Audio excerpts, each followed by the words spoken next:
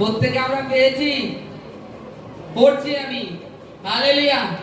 যোহন 4:22 থেকে 24 অবধি। হালেলুয়া। তোমরা যাহা জানো না তাহার ভজনা করিতেছ, আমরা যাহা জানি তাহার ভজনা করিতেছি, কারণ যিহুদীদের মধ্য হইতে পরিত্রাণ। কিন্তু এমন সময় আসিতেছে, বরং এখনই উপস্থিত, যখন প্রকৃত ভজনাকারীরা ও আত্মায় ও সত্যে পিতার ভজনা করিবে। কারণ বাস্তবিক পিতা এইরূপ ভজনাকারীদের অন্বেষণ করেন। ঈশ্বর আত্মা, আর যাহারা তাহার ভজনা করে তাহাদিগকে আত্মা ও সত্যে ভজনা করিতে হইবে। Hallelujah, hallelujah, hallelujah, hallelujah. এখানে কি বলছে? বলছে তোমরা যাহা জানো না তার আরাধনা করো, আর আমরা যাহা জানি তাহার আরাধনা করি। হালেলুয়া।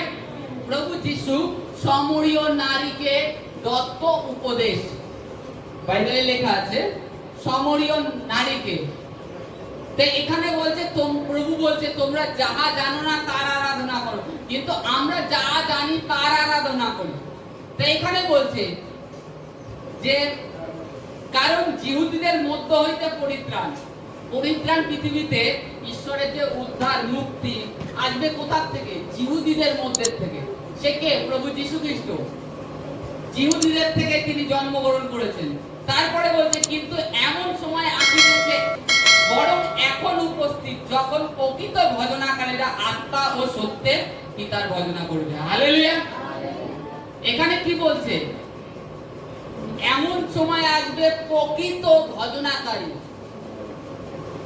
এখানে প্রভু কেন বললেন প্রকৃত ভজনাকারী? মানে ভজনা করবার জন্য অনেকে একত্রিত হবে, কিন্তু প্রকৃত ভজনাকারীরা আত্মায় এবং সত্যে ভজনা করবে। আত্মা মানে কি? নিজের আত্মার থেকে, ভিতর থেকে সমর্পণ করে দেয়া। আমি একটু আগে বললাম যখন আরাধনা প্রার্থনা, যখন ওয়ার্শিপ শুরু হয় তখন আমরা লোক দেখতে পাই না, থাকে না, তাদের সময় হয় না। তুমি প্রকৃত যদি ঈশ্বরের ভজনাকারী হও, তুমি আত্মায় সত্যে ভজনা করো, তখন তুমি কি চিন্তা করবে? আমি আগে গিয়ে সর্বপ্রথম যাব, সর্বপ্রথম থেকে শুরু করব, শেষ থেকে প্রথম, শুরু থেকে শেষ অবধি আমি থাকবো। প্রকৃত ভজনাকারীরা এইরূপ চিন্তা ভাবনা, আর তারা আত্মায় প্রবেশ করে। যখন আরাধনা হবে তারা এদিক ওদিক তাকাবে না, তারা সেই গানটা, যে ঈশ্বরের স্তুতি আরাধনার যে গানটা চলছে সেইটার উপরে পুরো ফোকাস দিয়ে দেবে, তার ধ্যানটাকে দিয়ে দেবে, যে এই গানটাই কি বলছে, তার মানে কি সে বোঝার চেষ্টা করবে। আর এখানে প্রকৃত আরাধনাকারীরা আত্মা ও সত্যে ভজনা করবে। তারপরে এখানে বলছে সত্য। হালেলুয়া। সত্য মানে কি? কি সত্য?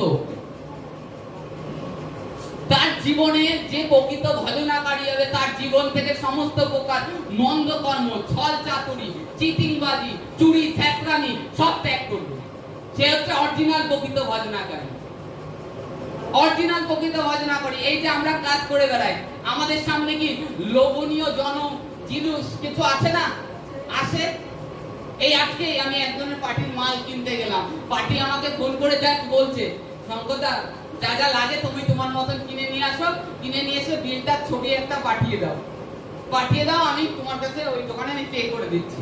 আমি সেই দোকানে তো বলতে পারতাম যে দাদা এখানে আরো 500 টাকা অ্যাড করে দাও, তাতে আমার তো কিছু ধান্দা হতো, কিছু কমিশন হতো।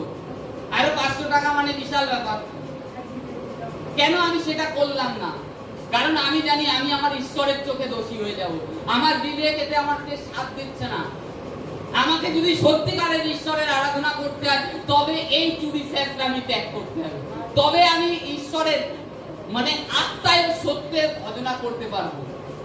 আজকে সামান্য আমি হয়তো 200 কি 500 টাকার জন্য চুরি করব, কিন্তু নিজের ব্লেসিংটা, নিজের আশীষটা শয়তান আটকে দেবে। আমার যে আশীষটা, যেটা ঈশ্বর আমার জন্য দেওয়ার জন্য পরিকল্পনা করে রেখেছে, যে অমুক সময় ওকে দেব, সেটা আরো পিছিয়ে যাবে, হয়তো আমার জীবনে আর আসতে পারলো না সেই আশীষটা। এটা হয় একজন বিশ্বাসীর জীবনে, জানেন না? এখানে এই কারণে বলছে আত্মা ও সত্যে ভজনা করতে হবে। আর এখানে তার আগে প্রভু যীশু খ্রিস্ট আরেকটা কথা বলছে, যে প্রকৃত আরাধনাকারীরা তা বলছে এখানে আমরা 19 থেকে দেখবো। 19 বলছে, স্ত্রী লোকটা তাহাকে বলিল, মহাশয়, আমি দেখিতেছি যে আপনি ভাববাদী। আমাদের পিতৃপুরুষেরা এই পর্বতে ভজনা করিতে, আর আপনারা বলিয়া থাকেন যে স্থানে ভজনা করা উচিত, সেই স্থান জেরুসালেম। যিশু তাহাকে বলিলেন, হে নারী, আমার কথায় বিশ্বাস করো, এমন সময় আসিতেছে যখন তোমরা এই পর্বতে না জেরুসালেমের পিতার ভজনা করিবে। হালেলুয়া। কি বলছেন? স্ত্রী লোকটা তিনি জানলেন যে প্রভু একজন ভাববাদী। তা তিনি বলছে, আমরা জানি যে ভজনার জন্য আমাদের এই স্থানটা ভজনা করবার জন্য আপনারা বলে থাকেন জেরুসালেম মন্দিরে, কিন্তু যীশু খ্রিস্ট সেখানে কি বলছে? না, প্রকৃত আরাধনাকারীদের জন্য না জেরুসালেমে যেতে হবে, না সামরিয়া পর্বতে যেতে হবে, না বড় বড় স্থানে গিয়ে যে প্রার্থনা করতে হবে, আত্মায় আর সত্যে তাকে প্রার্থনা করতে হবে। সে যেখানেই থাক, সমুদ্রের মধ্যে থাক, সে যদি আত্মায় সত্যে প্রার্থনা করে, আর ঈশ্বর সেই প্রার্থনা শুনবে।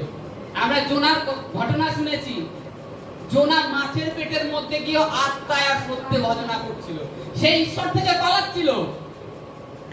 কিন্তু ঈশ্বর সেই নিনবীয় দেশে যখন একটা মাছ তাকে খেয়ে নিয়েছে, তার তো অক্সিজেন প্রয়োজন ছিল না?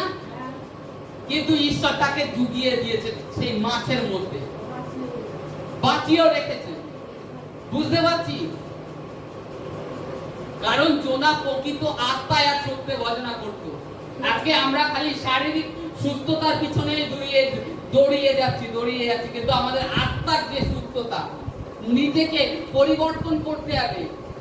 ঈশ্বরের রাজ্যে প্রবেশ করতে গেলে নিজেকে সরল হতে হবে, নিজের সমস্ত মন্দ কর্ম ত্যাগ করতে হবে। গালাগাল দেওয়া, মন্দ কথা বলা, চিটিংবাজি করা, চুরি করা, কারোর বিষয় নিন্দা মন্দ করা, সেই সমস্ত কি ত্যাগ করেছি?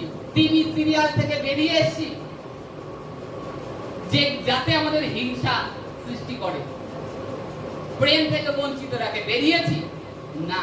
আমরা যদি এই সমস্ত এখনো ধরে থাকি, তাহলে ঈশ্বরের স্বর্গরাজ্যের আপনি অংশীদার হতে পারবেন না, সেই আশীষটা এই পৃথিবীর থেকে নিতে পারবেন না। আপনাকে যদি নিতে হয়, আপনাকে আত্মায় ও সত্যে ভজনা করতে হবে। আর এইটুখানি জেনে রাখতে হবে, বাইরে কিছুই নেই। বাইরের থেকে প্রভু আসবে আত্মায়, আপনাকে দর্শন দেবে, আত্মায় দেবে, আপনাকে দর্শন দেবে, আপনার সাথে আত্মায় কথা বলবে। তা আপনি বাইরে কি খুঁজ করছেন? আপনার নিজের ভিতরে প্রবেশ করুন।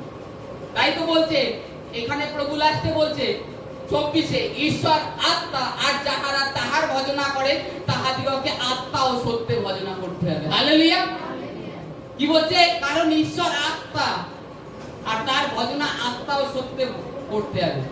আমরা প্রার্থনা করতে বসি, নিজেরা হয়তো বাড়িতে 5 মিনিট প্রার্থনা করলাম, 10 মিনিট ওয়ার্শিপ করছি না, আরাধনার গান করছি না। আমরা যখন ঈশ্বরের ওয়ার্শিপ করি তখন আমরা আত্মায় প্রবেশ করা শুরু করি। আমরা দেখেছি এয়ারপোর্ট দেখেছি, প্লেন হাইয়ে যখন উপরে যখন উঠে যায় তখন কিন্তু উঠতে থাকে, তখন কিন্তু তাকে রান করার প্রয়োজন হয় না। কিন্তু তার আগে ওকে রান করতে হয় কেন? আর অতটা রাস্তা, লং রাস্তা কেন প্রয়োজন হয়? কারণ সেই ব্যালেন্স, সেই যে হাওয়ায় উড়বে প্লেনটা, তার ব্যালেন্সে আগে নিতে হবে, যে কোন লেভেল, কোন স্পিডে গেলে এই প্লেন হাওয়ায় উড়ে যাবে, সেইখানে নিতে হবে। এই কারণের জন্য তার জন্য রাস্তা তৈরি করা আছে, রানওয়ে করা। প্রথমে ওই রানওয়ে থেকে ধীরে ধীরে শুরু হয়ে তার গতি বাড়ে, গতি বাড়তে বাড়তে এক সময় এমন গতি বেড়ে যায় যে ঘন্টায় হয়তো 500 কিলোমিটার হয়ে যায়। সেই গতিতে যখন পৌঁছে যায় প্লেনটা, তখন তাকে আর চাকার প্রয়োজন হয় না, রানওয়ের রাস্তার প্রয়োজন হয় না, কারণ তার গতি অলরেডি বেরিয়ে গেছে। তদ্রূপ আমাদেরকেও আত্মায় প্রবেশ করতে গেলে আগে ওয়ার্শিপে প্রবেশ করতে হবে, আর যখন আমরা ওয়ার্শিপে প্রবেশ করে যাব, তখন আমরা একটা লেভেলে উঠে যাব। লেভেলে উঠে গেলে তখন আর ওয়ার্শিপের প্রয়োজন হয় না, কারণ অলরেডি আমি আত্মায় প্রবেশ করে গিয়েছি। তখন সেই লেভেলে পৌঁছে গেলাম, এমনি অলরেডি প্লেনের মতন উঠতে থাকবো। তা আমাদের জীবনটা তদ্রূপ। যখনই আপনি প্রার্থনাতে আসেন, আত্মাতে, যে আজকে ঈশ্বরের উপস্থিতিতে যাব, আমাকে সেইভাবে তৈরি হতে হবে। কখন আমি পৌঁছতে পারবো, কখন আমি বাড়ির সম্পূর্ণ কাজটা করে তাড়াতাড়ি বেরোতে পারবো, সেটা ভাবি না। কি আছে, প্রার্থনা হচ্ছে তো, যাই একটু আধা ঘন্টা লেট হলে কি হবে, আধা ঘন্টা লেট হলে কি হবে, এইটা যখন ভাবি না, তখন আপনি নিজের অনুগ্রহ ঈশ্বর থেকে বঞ্চিত রাখছেন, ঈশ্বরকে মূল্য দিচ্ছেন না জীবনে। ঈশ্বর আপনাকে মূল্য দেবে থরি। সামথিং আপনার উদাহরণস্বরূপ আপনার মা, বাইবেলে লেখা আছে জন্মদাত্রী মা তোমাকে ভুলে যাবে, তাও আমি ঈশ্বর বলতে আমি ভুলবো না। মা যদি তিনি পেটে ধারণ করে না কান্না অব্দি দুধ না দেয়, তাহলে ঈশ্বর সদাপ্রভু, যিনি পৃথিবীকে ওয়ার্ল্ড কন্ট্রোল করে, যার সব দিকে নজর আছে, তাহলে তার কাছেও তো চাইতে হবে, তাকেও তো সেই সময়টা, সেই মূল্যটা দিতে হবে। না দিয়ে আমরা চাবো এ নেবো ও নেবো, নিজেকে নত করবো না, নম্র করবো না, সব পেয়ে যাবো না। ওইরূপ ঈশ্বরের রাজ্যে চলে না।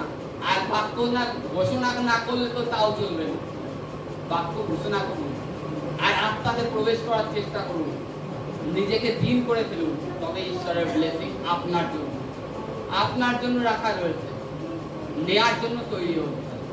Hallelujah, hallelujah, hallelujah, hallelujah.